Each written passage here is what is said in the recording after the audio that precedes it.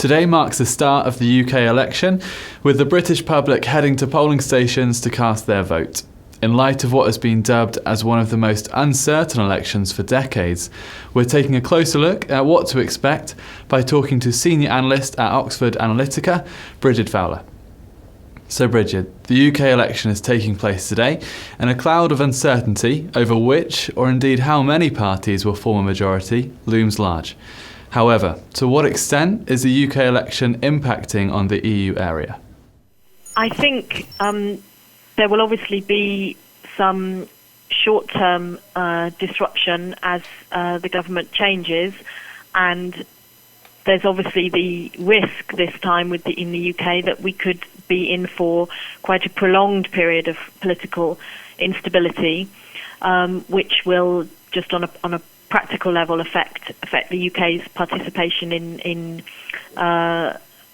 EU ministerial meetings and so forth. In terms of the politics of it, obviously the big question is whether or not it will be a Conservative-led government, because if it is,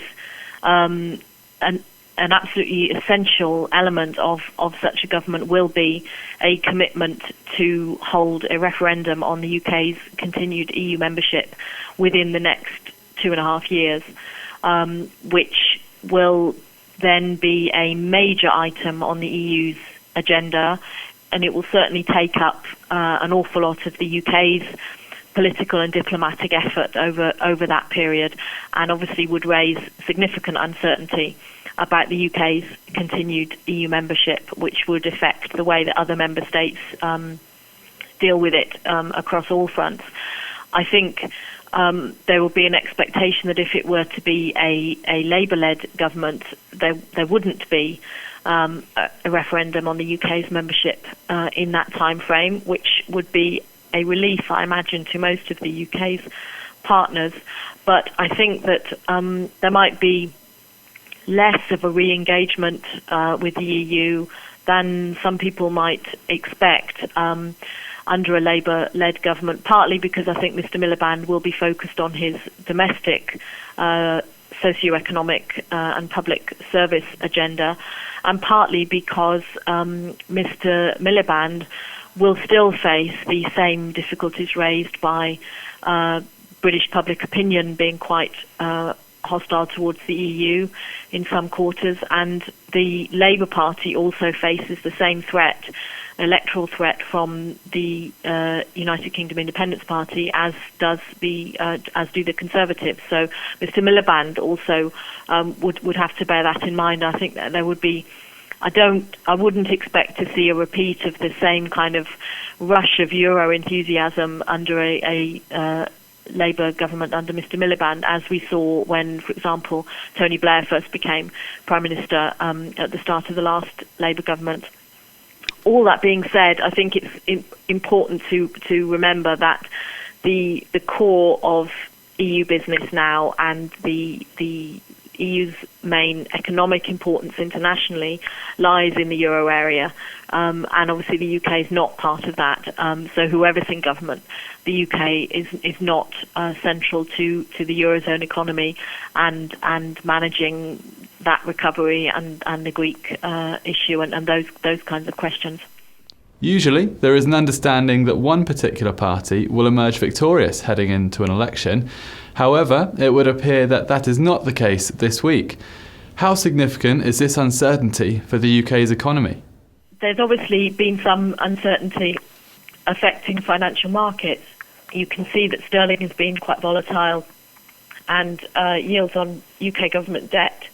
So there has been that sort of short-term uncertainty. In the longer term, I think there's two things to mention. One, again, is the risk of so-called Brexit, the UK's exit from the EU. If that were to be the agenda of the new government, that would raise the prospect of several years of uncertainty that would be affecting the absolutely fundamental sort of framework for the UK economy and the UK's international economic relations. And it wouldn't just be a case of a couple of years of renegotiating within the EU before the referendum, and then a very clear-cut exit, if that were the way that the vote were to go, it would be a case of negotiating before the referendum, and then if it were to be a vote for exit, several years of very complicated further negotiations and unwinding of the UK's relationship with the EU. I think there would be a significant prospect of uncertainty affecting the economy under that sort of scenario. That said, even under a Labour government, in which case there wouldn't be the same risk of a referendum and a Brexit, I think there are some underlying economic issues which would still be problematic and which really haven't been addressed at all by either part of the major parties in the election campaign. It's really been quite striking that the election campaign has been characterised by sort of very short-term tax and spending kind of promises without much discussion of the underlying issues facing the UK economy. I'm thinking here of the productivity problem, of a weak exports performance, the quite radical geographical and sectoral imbalances in the economy, which represent a risk. So I think some underlying problems would remain and might weigh on markets into the medium term, whoever wins. And lastly for today, following on from the election, which key indicators will you be looking out for?